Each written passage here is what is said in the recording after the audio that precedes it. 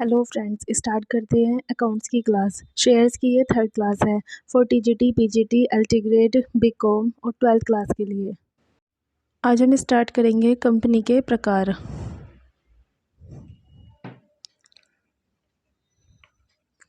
Company के प्रकार। Company के प्रकार शुरू करेंगे। कंपनी के कई प्रकार की कंपनियां होती हैं। तो फर्स्ट है कंपनी के सदस्यों के दायित्व के आधार पर।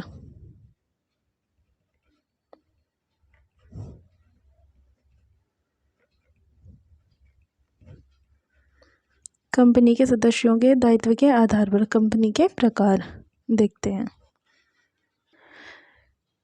कंपनी का वर्गीकरण या तो उनके सदस्यों के दायित्व के आधार पर किया जाता है या संख्या के आधार पर, यानी कि सदस्यों की संख्या के आधार पर किया जाता है। तो कंपनी के सदस्यों के दायित्व के आधार पर कंपनी को 3 श्रेणी में रखा गया, यानी कि 3 प्रकार हैं।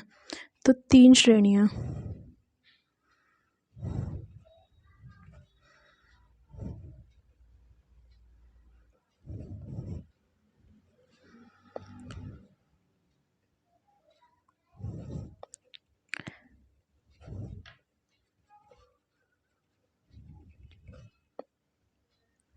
कंपनी के दायित्व के आधार पर 3 श्रेणियों में वर्गीकृत किया जा सकता है।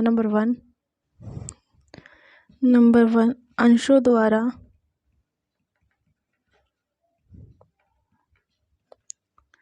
सीमित कंपनी।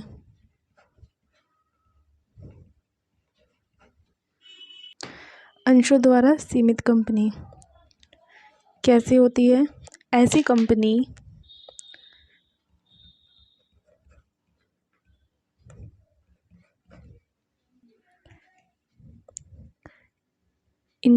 ऐसी कंपनी में इनके सदस्यों का दायित्व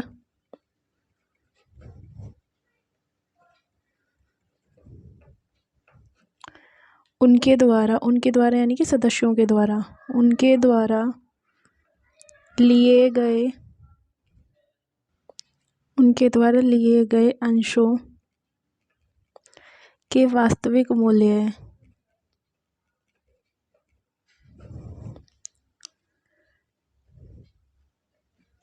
तक ही सीमित होता है।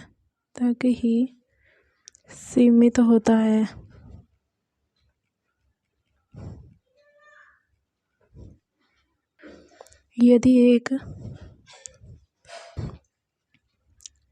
एक सदस्य द्वारा अंशों की पूर्ण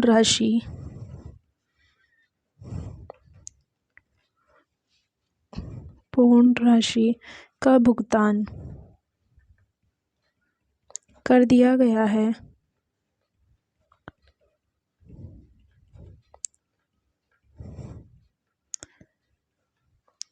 तो सदस्य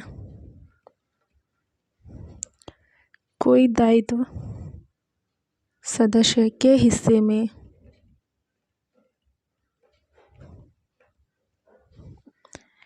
कोई दायित्व नहीं होगा।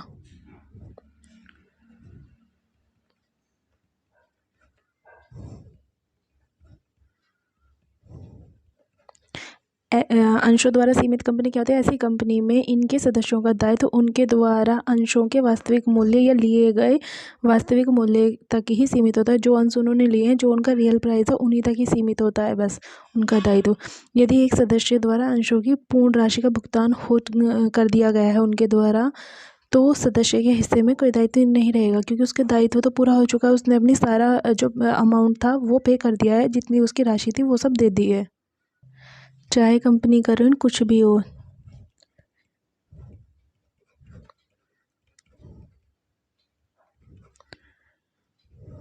उससे उसको कोई मतलब नहीं है, कंपनी का ऋण कुछ भी हो। उस सदस्य को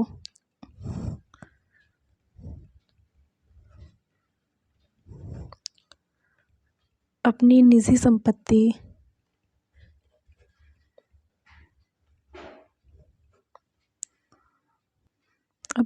संपत्ति से 1 पैसे का या 1 भी पैसे का भुगतान नहीं करना पड़ेगा।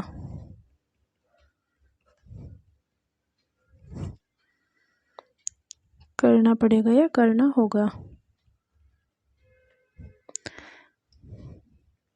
और यदि कोई दायित्व है भी, और यदि कोई दायित्व है भी,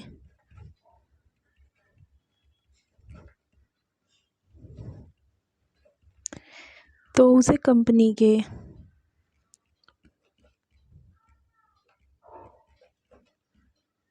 अस्तित्व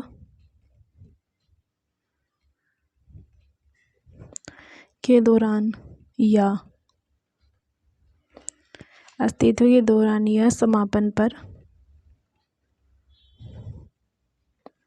लागू किया जा सकता है।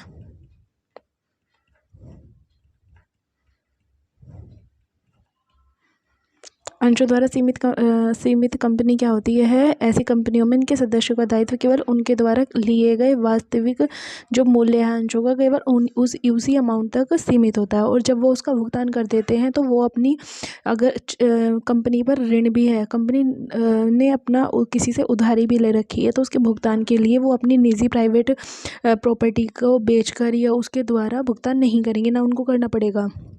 और यदि कोई दायित्व है भी तो उस कंपनी के अस्तित्व के दौरान या उसके समापन पर लागू किया जा सकता है। लेकिन ऐसा नहीं है कि वो अपनी निजी संपत्ति को बेचेंगे उसका भुगतान करने के लिए, ऐसा कुछ नहीं है। ये रूल है अंशों द्वारा सीमित कंपनी के लिए। नेक्स्ट देखते हैं, गारंटी द्वारा सीमित कंपनी। गारंटी द्वारा सीमित कंपनी। गारंटी द्वारा सीमित कंपनी कैसी होती है, देखते हैं। ऐसी कंपनियों में सदस्यों का दायित्व, ऐसी कंपनियों में सदस्यों का दायित्व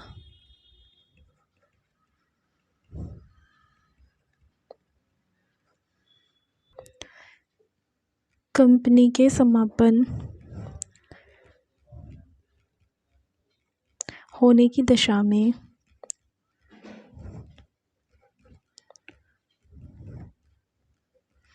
ऐसी कंपनियों में सदस्यों का दायित्व कंपनी के समापन होने की दशा में उनके द्वारा दिए गए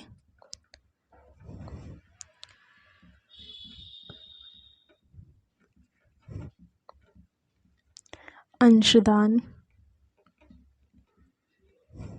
के वचन, उनके द्वारा दिए गए अंशदान के वचन तक सीमित होता है।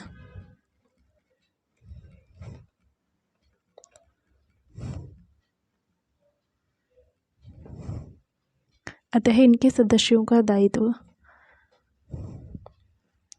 अतः इसके सदस्यों का दायित्व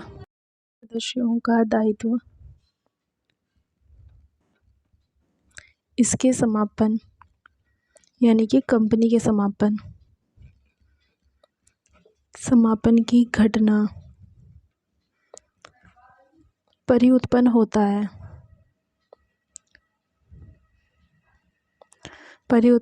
है, या उत्पन्न होगा। गारंटी द्वारा सीमित कंपनी ऐसी कंपनियों में सदस्यों का दायित्व कंपनी के समापन होने की दशा में उनके द्वारा दिए गए अंशदान के वचन तक ही सीमित होगा। जो उन्होंने अंशदान का वचन दिया है उसी तक सीमित होगा, और इसके सदस्यों का दायित्व समापन की घटना पर ही उत्पन्न होगा। जब समापन होगा उसकी जो स्थिति होगी उसी के अनुसार इनका दायित्व होगा। नेक्स्ट है असीमित कंपनी। असीमित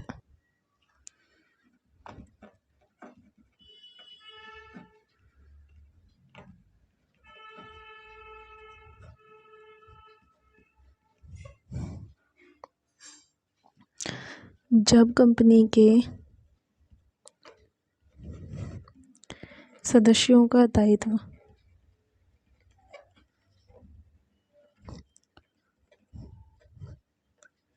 सीमित नहीं होता है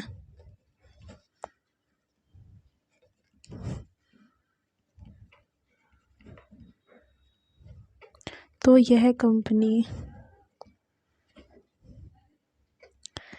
असीमित कंपनी कहलाती है।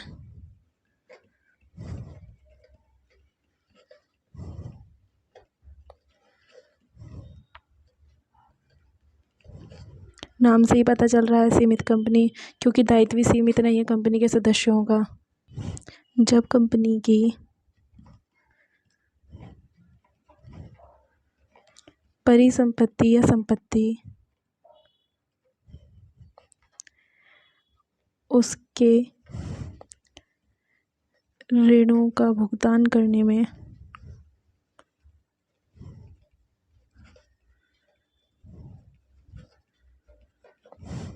असमर्थ रहती है, तब इसके सदस्य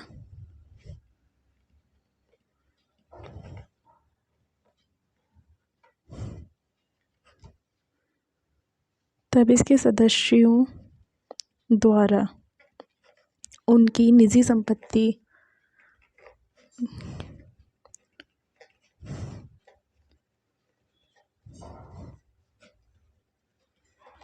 इस उद्देश्य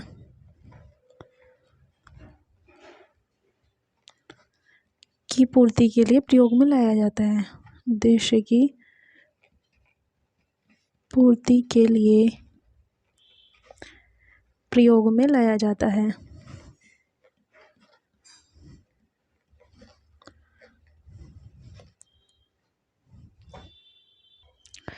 असीमित कंपनी क्या होती है? इसके जो सदस्य होते हैं उनका जो दायित्व होता है वो सीमित नहीं होता है, और इसके सदस्य जो है अपनी निजी परिसंपत्ति या अपनी निजी संपत्ति का भी यूज़ करेंगे। कब करेंगे? जब कंपनी की जो प्राइवेट संपत्ति है, कंपनी की प्राइवेट जो प्रॉपर्टी है, यदि उससे उनके ऋणों का भुगतान नहीं होता है तो कंपनी के सदस्यों की प्राइवेट प्रॉपर्टी से ऋणों का भुगतान किया जाएगा। कंपनी के सदस्यों के दायित्व के आधार पर कंपनी 3 प्रकार की होती है: अंशों द्वारा सीमित कंपनी, गारंटी द्वारा सीमित कंपनी और असीमित कंपनी। 3 कंपनी होती है, तीनों कंपनी को डिटेल्स में समझ लिया है। नेक्स्ट हम करेंगे, नेक्स्ट हमारा पॉइंट 2 है कंपनी के सदस्यों की संख्या के आधार पर। कंपनी के सदस्यों की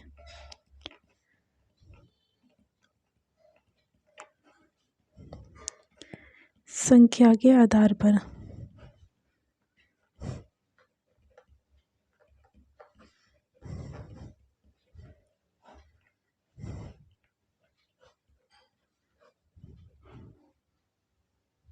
नंबर 1 सार्वजनिक कंपनी। सार्वजनिक कंपनी, सार्वजनिक कंपनी यानी कि पब्लिक कंपनी। सार्वजनिक कंपनी से आशय है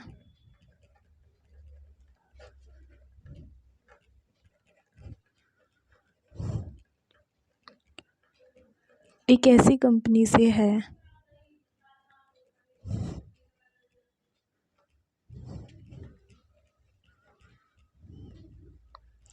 जो कि एक निजी कंपनी नहीं है,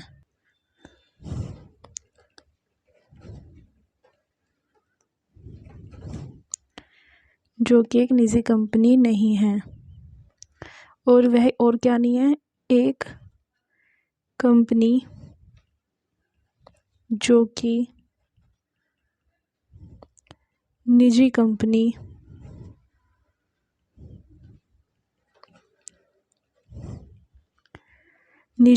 की सहायक कंपनी भी नहीं है।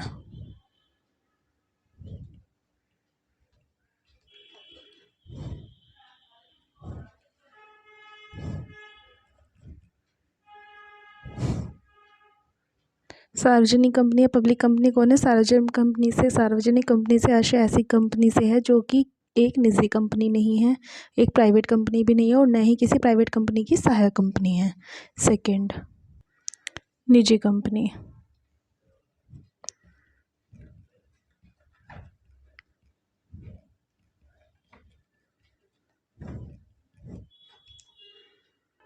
निजी कंपनी एक ऐसी कंपनी है, निजी कंपनी एक ऐसी कंपनी है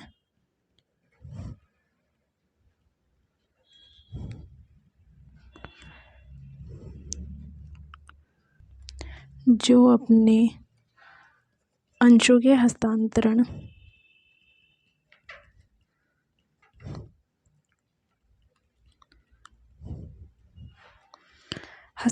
पर प्रतिबंध लगाती है।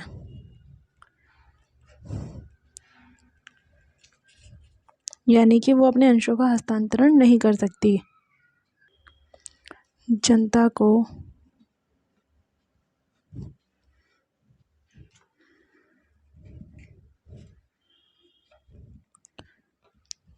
किसी भी प्रतिभूति यानी कंपनी की किसी भी प्रतिभूति के अभिदान के लिए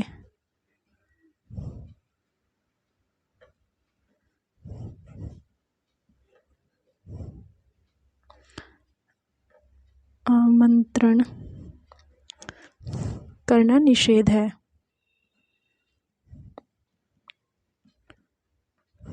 यानी कि वो जनता को कंपनी की प्रतिभूति के लिए आमंत्रित नहीं कर सकती, वो निषेध है। नंबर 3, एकल व्यक्ति कंपनी।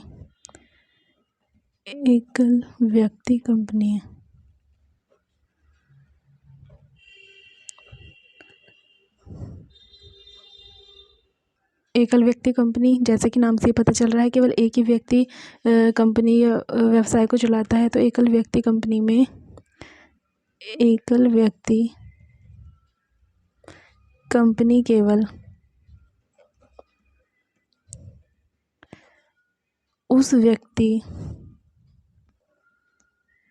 द्वारा स्थापित की जाती है।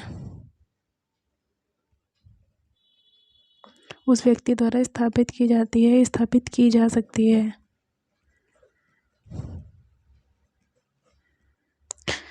जो भारतीय नागरिक एवं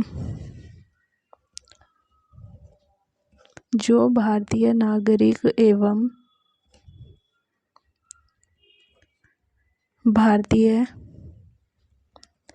निवासी है। एकल व्यक्ति कंपनी की स्थापना कर सकता है, एक ही व्यक्ति करता है। और वो व्यक्ति कैसा होना चाहिए? भारतीय नागरिक होना चाहिए और भारतीय निवासी भी होना चाहिए। ये नहीं नागरिक तो भारतीय लेकिन रह विदेश में जाकर रहा, नहीं, भारतीय नागरिक भी हो, निवासी भी भारत में ही हो। इस प्रकार की कंपनी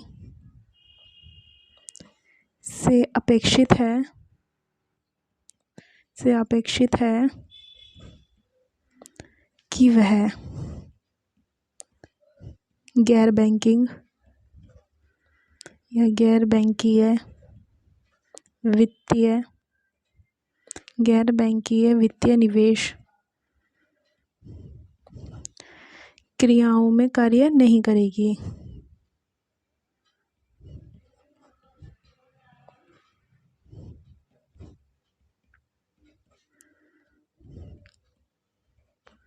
भारतीय नागरिक हो, भारत में निवासी हो और इस प्रकार की कंपनी से अपेक्षित है कि वह गैर बैंकीय वित्तीय निवेश क्रियाओं में कार्य नहीं करेंगी। यानी कि वित्तीय निवेशों में, बैंकिंग वित्तीय निवेशों में कार्य करेंगी। कंपनी के जो एनसीईआरटी की बुक में कंपनी के प्रकार दिए हैं वो 2 प्रकार ही दिए हुए हैं। एक तो कंपनी के सदस्यों के दायित्व के आधार पर और एक संख्या के आधार पर। ये दोनों कंपनी के प्रकार हम कंप्लीट कर चुके हैं।